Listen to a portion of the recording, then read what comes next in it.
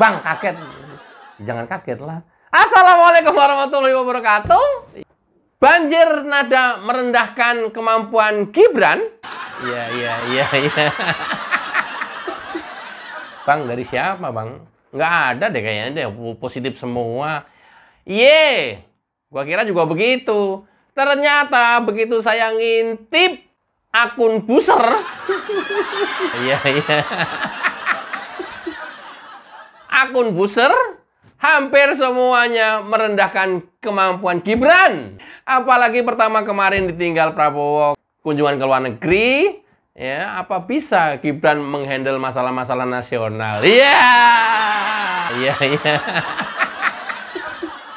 Kemudian Gibran di dalam negeri harus banyak sekali menghadapi dan menghadiri event-event nasional. Di sana kemudian para buser semakin merendahkan untuk menghina Gibran tidak mampu.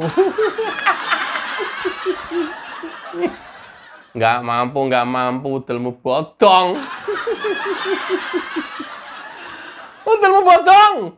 Nggak mampu. Akhirnya keraguan mereka langsung kicep seketika dengan tampilnya Gibran pada saat pembukaan MTQ. Kemudian ditambah lagi Gibran berpidato pada saat penutupan Forkopinda, Forum Komunikasi Pemerintah Pusat dan Pemerintah Daerah seluruh Indonesia, di depan 5.360 kepala daerah dan jajarannya seluruh Indonesia, men. Gubernur, bupati, dan wali kota serta jajarannya di Sentul Convention Center Bogor. Yang dibahas oleh para penyinyir dan para buser apa? Pada saat Gibran nabuh gong sama megang pentungan gong. Jadi Gibran masih megang pentungan gong, nggak langsung diserahin ke pengawalnya, digini-giniin aja.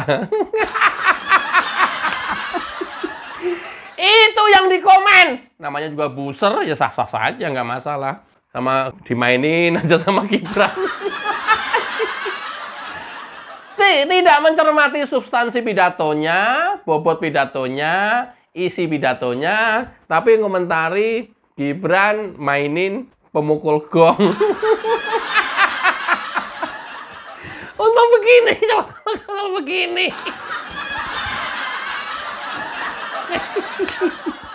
Untung tampaknya begini aja gitu, sebelum diserahin ke pengawalnya setelah selesai mukul gong. Itu dikomentarin habis-habisan. Dasar pembenci ya, susah ya.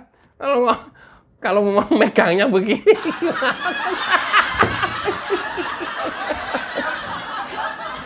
Aduh. Ada lagi, ternyata nggak puas. Karena banyak sekali beredar video pujian bahwa Gibran tampil piawai di depan Forkopinda seluruh Indonesia, pidato tanpa teks. Kemudian ada lagi hoax. Jadi sound control itu yang ngadep ke kita, yang ngadep ke panggung, ya. Kan ada sound control itu. Nah, itu dirubah menjadi teks. Oh, ternyata di depannya ada teks segede gaban katanya. Orang-orang bikin hoax kok ya. Aduh ya Allah. Ini yang tolol yang bikin hoax, apa yang menyebarkan hoax, apa yang menyakini hoax. Ini sama persis ketika Gibran tampil piawai dalam debat capres waktu itu. Ya, sampai dilingkarin, mic-nya ada 1, kemudian ada 2, kemudian ada 3, ada 4. Aduh, apalagi Roy Suryo. Padahal kandidat lain juga sama. Ya, ada 1. Ya, ini kontrol biasanya, earphone. Kemudian ada 2. Ya, ada clip on 3. Kemudian ada 4. Ini fungsinya buat begini.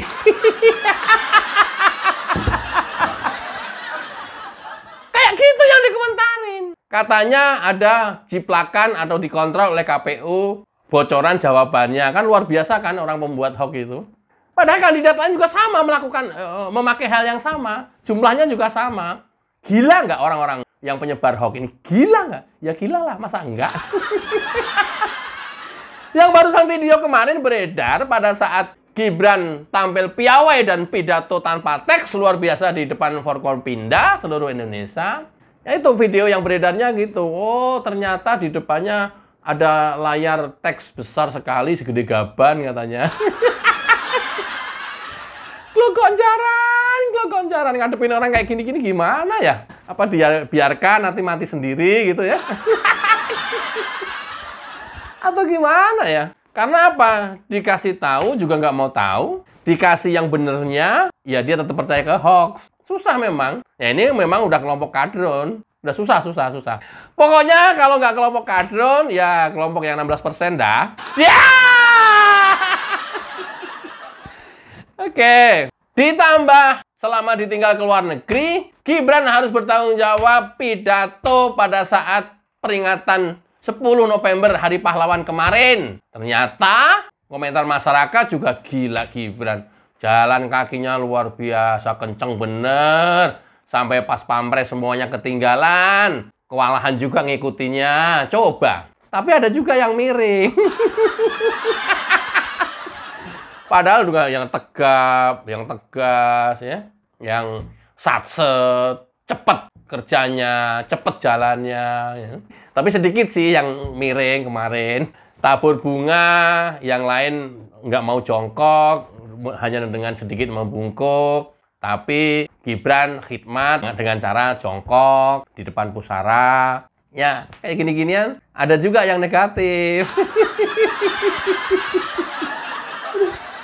Kalau negatifnya itu fakta yang ada di lapangan, nggak apa-apa. Nggak apa-apa. Kan ada yang positif, ada yang negatif. Tapi negatifnya itu adalah sengaja membuat hoax. Kayak tadi yang saya sampaikan teks tadi itu. Kayak dulu waktu debat KPU itu. Luar biasa kan? Luar biasa. Indonesia kalau diisi oleh orang-orang kayak begini, mau jadi apa kita? Udah sulit banget. Oke, tidak berhenti sampai di situ. Gibran tampil piawai pidato pada saat pembukaan rakor Kemendikdasmen. Dan tanpa teks, dalam pidatonya, Gibran berpesan agar zonasi dikaji ulang. Gibran juga menceritakan pengalamannya waktu jadi wali kota. Bersurat ke Menteri Pendidikan, tidak ditanggapi. Gibran ngamuk tuh kan. Nggak pinter retorika. Tapi pidato juga tas. Langsung selesaikan di atas pentas. Saya waktu jadi wali kota kirim surat, tapi sampai sekarang belum ditanggapi sama Kementerian Pendidikan yang masa lalu. Tas. Langsung tuntas. Mohon sistem zonasi dikaji ulang karena banyak kelemahannya. Tas. Itu Gibran tuh. Memang nggak ahli retorika. Kayak siapa bang? Ya Anies lah. Ya dipuji-puji terus kan Anies. Oh, pandai retorika, ya, pandai mengatur tata kata dan bahasa, tapi minim kerja. Iya.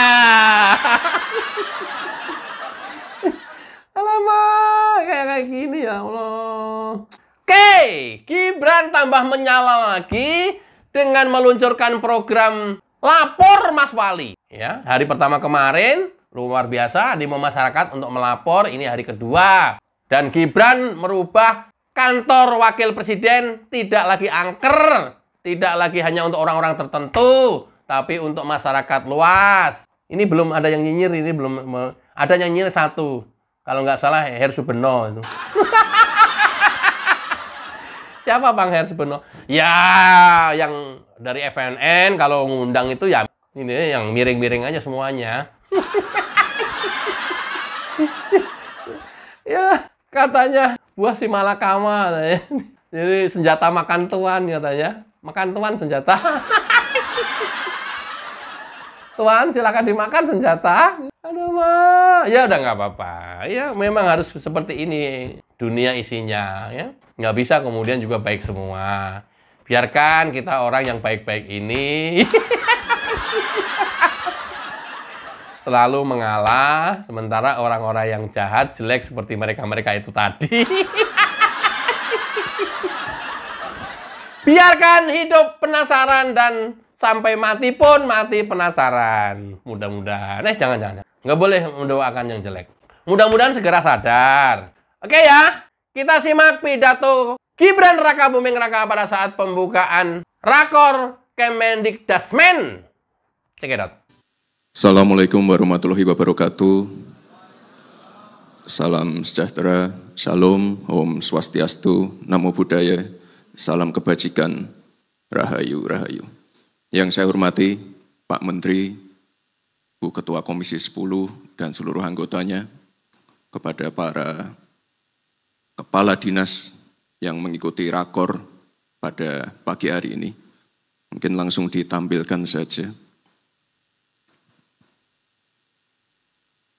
Ini adalah surat yang saya kirim waktu saya masih jadi wali kota. Saya kirim surat ini ke Pak Menteri Pendidikan.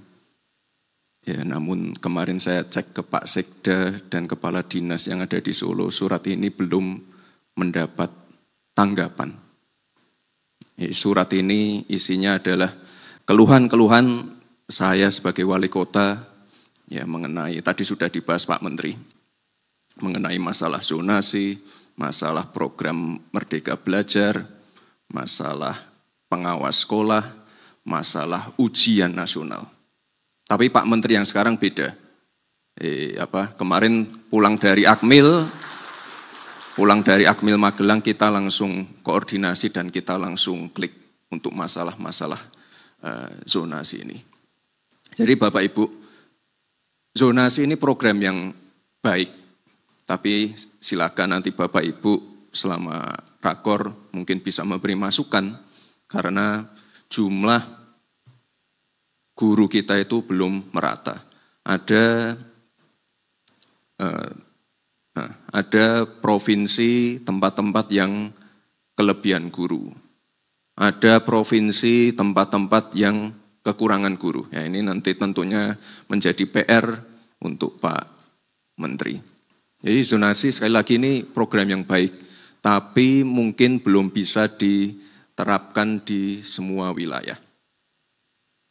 Tapi waktu itu saya sebagai wali kota, ya tentunya kita harus comply dengan program yang di pusat. Kita ikuti program ini, tapi sekali lagi Bapak Ibu, tiap tahun permasalahannya sama. Komplain yang diarahkan ke saya sama terus. Tiap tahun berulang. Dan akhirnya saya bersurat, ya tapi tidak ditanggapi.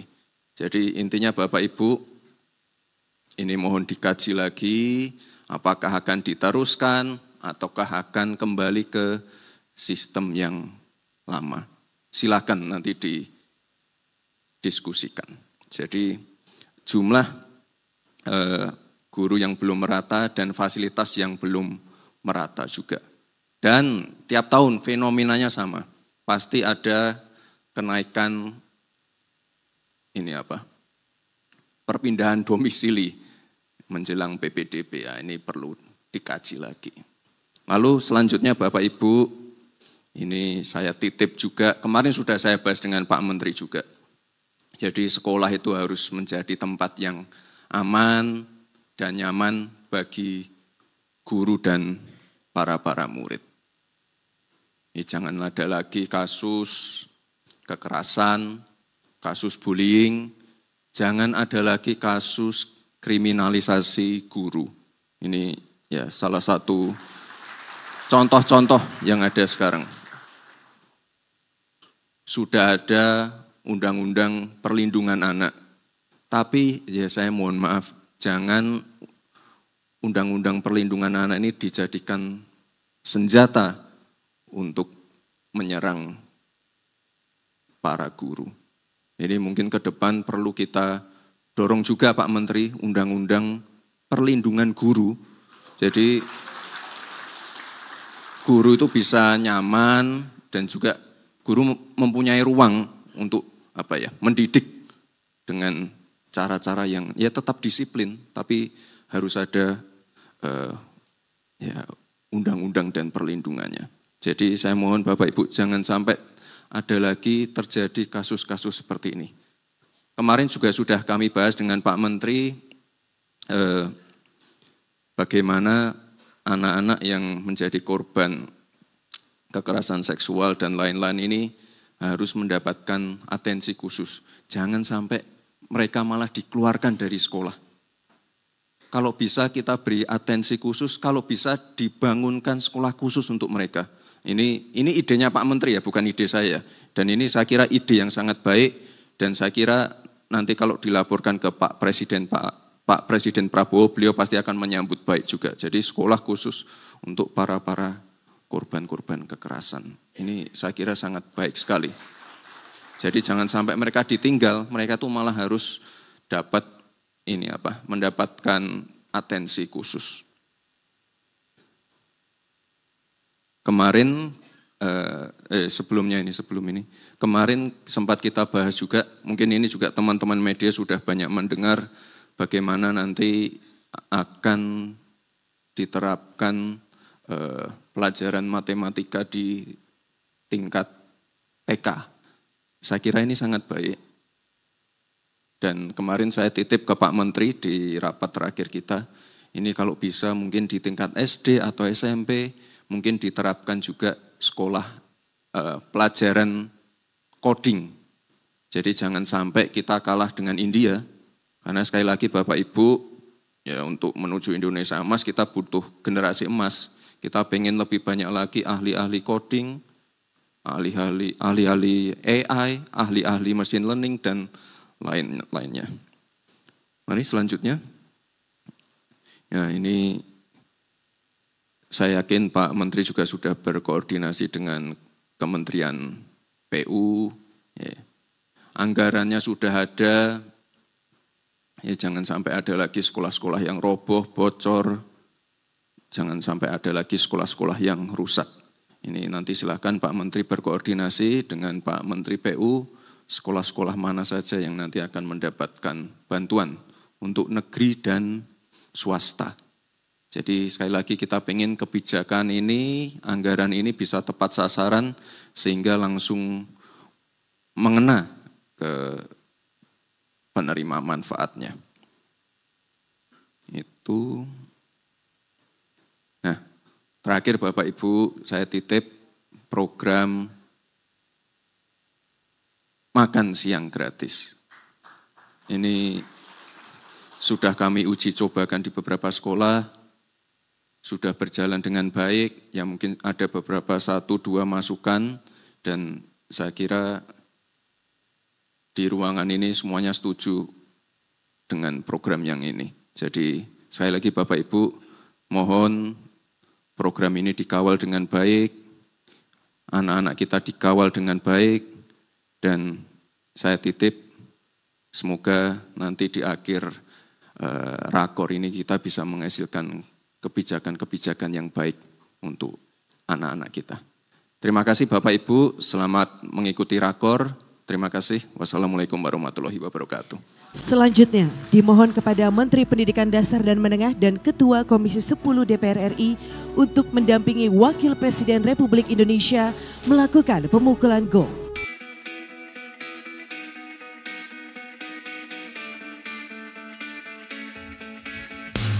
Baik, Bapak dan Ibu, izin kami pandu menghitung mundur. 3, 2, 1.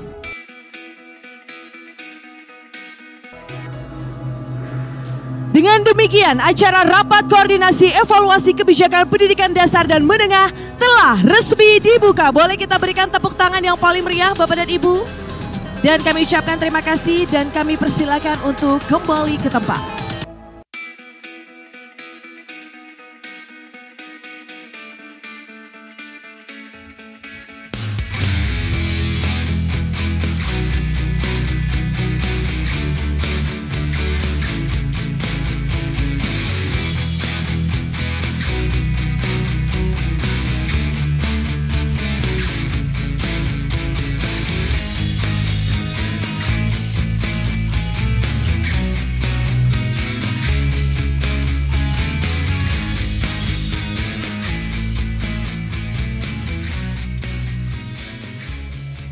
Iya.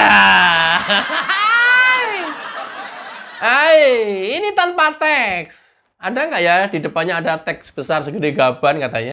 Dan ini bisa disampaikan dengan lancar di luar kepala, nggak pakai teks.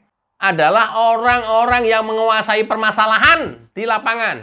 Ketika orang tidak menguasai permasalahan di lapangan, nothing. Nggak akan bisa menyampaikan seperti ini. Artinya apa? Gibran menguasai betul permasalahan di lapangan. Kemudian Menteri Pendidikannya ditampol keras sampai dengan hari ini bersurat tidak dijawab suratnya. Luar biasa kan? Nah, Dim, kamu kembali ke itu ya, Dim. Gojek ya. Nadim. Saya baca judul-judul narasi sebelah ya, yang kategorinya adalah para buzzer. Ini menarik untuk disimak. Umpet dan nggak mau pidato. Gibran makin tidak pede menjadi wapres. Ya. Yeah.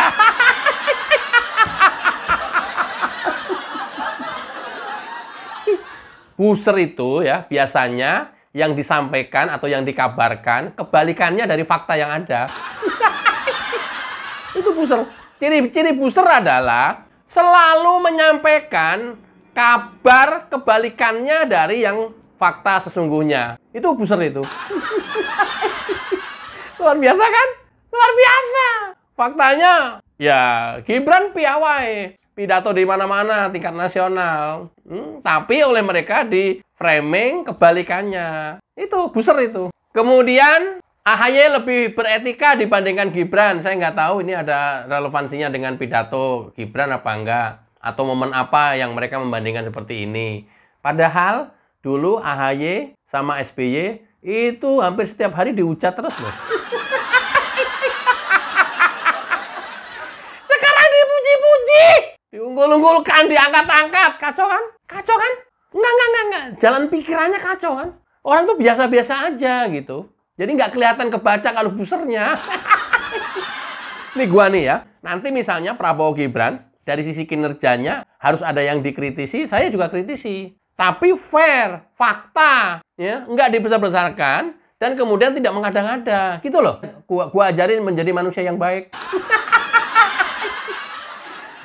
Berarti gua nggak baik dong. Ya lu ngaku sendiri. Ya. Sambutan wapres, jiplak bapaknya. Ternyata salah tempat. Yeah. Luar biasa kan? Aduh.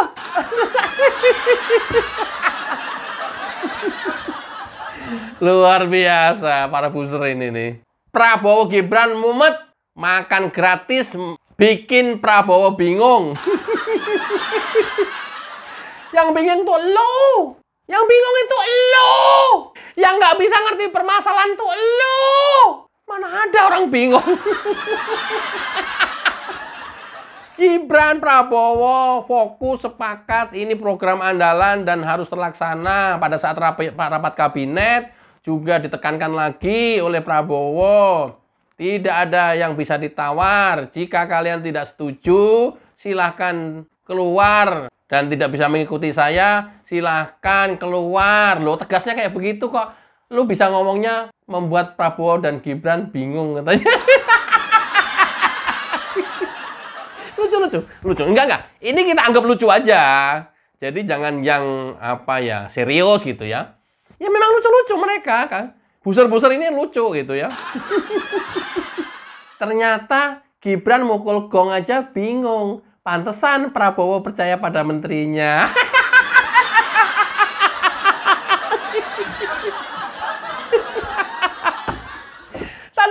Tadi lo yang gua maksud. Yang dikomentar itu mukul gongnya. Jadi habis mukul gong dipegang-pegang terus. Nggak diserah-serahin katanya. Dimainin malah.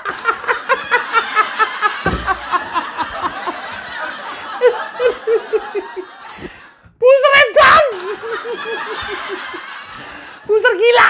Para buzzer-buzzer ini nggak punya malu, nekat banget ya.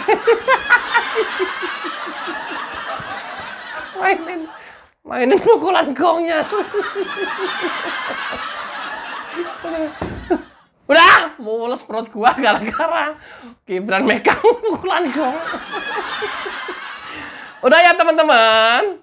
Itu adalah tadi ulah para buzzer yang selalu sampaikan itu adalah kebalikan dari faktanya. Artinya apa? Kalau kita sudah tahu seperti itu, ya jangan pernah sekali-kali pun kita percaya pada buzzer-buzzer ini. Karena memang sengaja dia menciptakan framing-framing, dia menciptakan narasi-narasi, dan membentuk opini sehingga masyarakat tergiring. Kemudian ujung-ujungnya percaya dengan framing-framing itu, ya. Kalau kita sudah tahu seperti ini, biasa mereka demennya adalah membahas Gibran megang pukulan gong.